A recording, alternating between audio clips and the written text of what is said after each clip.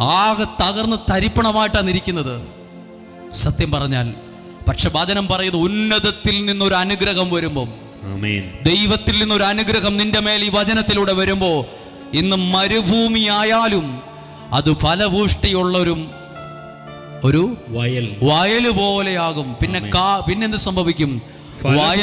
വയൽ ഒരു കാടായി മാറും. നിറയെ മരങ്ങളുള്ള, അടുപ്പിച്ചടുപ്പിച്ച് മരങ്ങൾ നിൽക്കുന്ന ഒരു വനമായി അത് മാറുമെന്ന്. അത്രയും വലിയ മാറ്റങ്ങളെ കൊണ്ടുവരാൻ സ്വർഗത്തിൽ നിന്ന് വരുന്ന ഒരു അനുഗ്രഹം നിന്റെ മേൽ വന്നാൽ മതി. ഒരു വചനം നിന്റെ മേൽ വരുമ്പോൾ നിന്റെ അവസ്ഥകൾക്ക് തടസ്സങ്ങൾ മാറി അനുഗ്രഹം ഉണ്ടാകാൻ തുടങ്ങും. എല്ലാവരും ഒരു നിമിഷം ശ്രദ്ധിച്ച ഈ വാക്കുകൾ ഒരു കുഞ്ഞു വാക്കാണ്. ഇപ്പോൾ നമ്മുടെ നാട്ടിൽ ഭയങ്കരമായി കാറ്റടിച്ചു എന്നിരിക്കട്ടെ.